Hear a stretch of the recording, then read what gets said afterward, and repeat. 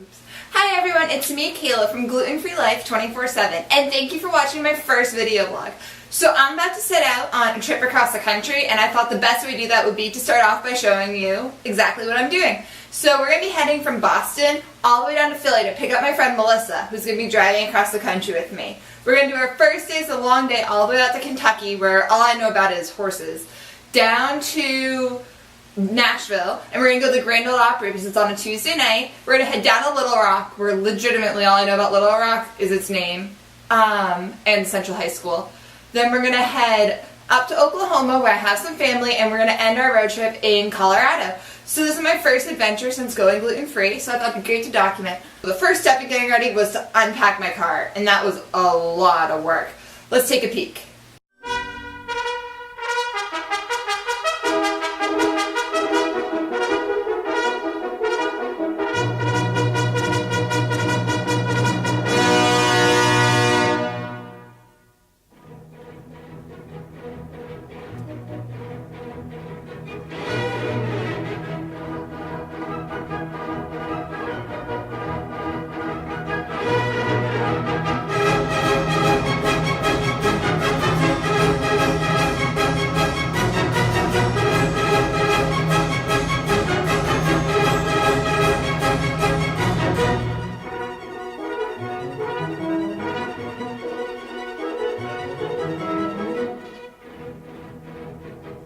Alright, that was a ton of stuff. I even had a vacuum in my car. It was crazy. Anyways, once I got that out of the way, it was pretty easy to pack my stuff. You know, my clothes, some supplies for the road, a mixtape, and I also brought food. I already packed an apple, some pasta salad, banana bread, you know the basics. But to keep it all ready, I needed a cooler. So my mom found this awesome cooler online. It's supposed to work like a refrigerator. You plug it into your car. Now the first time we decided to test it out, I plugged it in, so got the cord, plugged it in, hooked up to the wall, came back an hour later, and it was on fire in here. It was burning hot. Well, it turns out that if you put it in the wrong way, it actually works as a heater. So there's a red dot and a blue dot to let you know what to do. So the good thing about testing it out is now I'll have a cooler for my whole trip instead of heating up all my food. And if I ever want to bring a crock pot to party, like to keep it warm, I'm all set.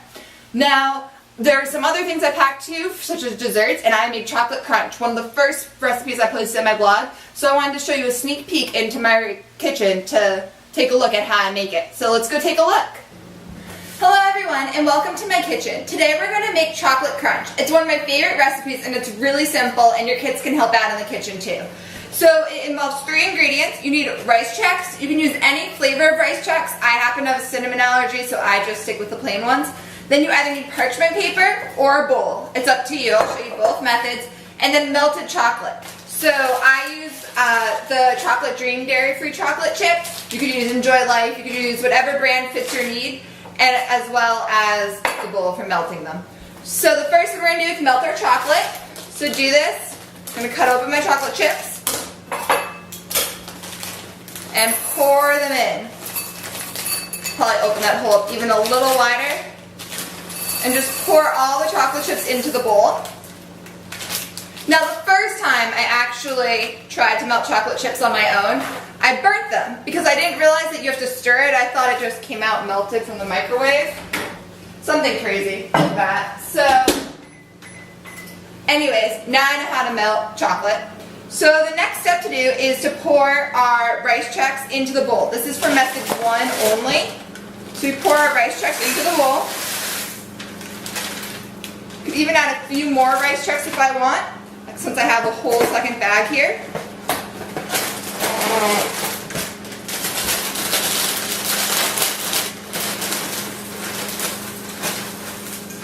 Beautiful. All right. Now that my chocolate's done, pop it out and I'm going to swirl it around, just like you'd expect.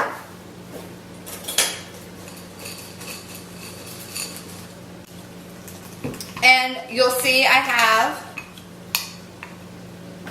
a beautiful chocolate sauce. So the next step is to pour all the chocolate sauce into the bowl. Pour it down. Oops. And once it's in there, this is why you wash your hands before you cook. You just mix it up with the rice checks. So you make a big bowl. You want every rice check to have chocolate on it. And it might form some little clumps, that's fine. So step 2 is to mix your rice checks up with the chocolate.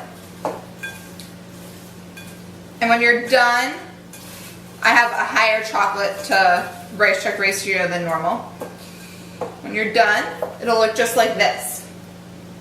And now we're going to leave it to sit for 20 minutes. While that's sitting, I'm going to show you the second method. So just spread the chocolate over.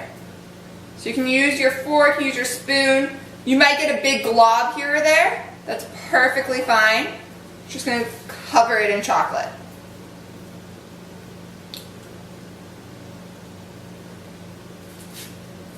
Cover it in chocolate. Alright, so after waiting around an hour, our final step is going to be to place all of our chocolate into little containers.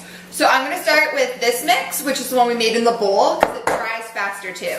So when you pick it up, it's going to crinkle more, and you're just going to pick up the chunks, like so. And they'll just form little chocolate clumps, and you can put them all in. So this batch, as you can see, is very chocolatey. It's pretty much just chocolate and rice checks. On the other hand, if you look at this one, you can see more of the white, but there's actually more chocolate within it. So I put more chocolate in this batch, even though you see more white, so there's less chocolate to grab onto with your hands. So I prefer this method. You get chocolate clumps here and there, whereas this one's completely covered in chocolate. So I'm going to fill up all of my containers now.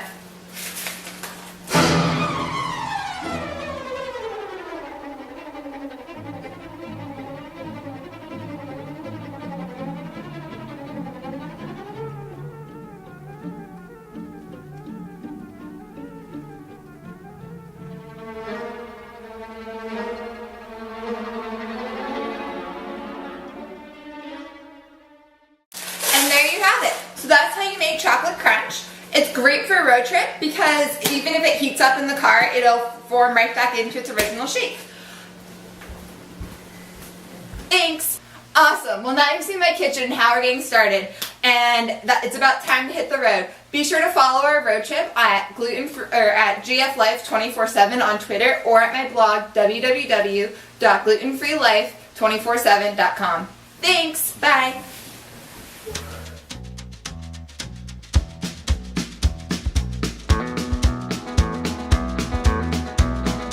On the road again,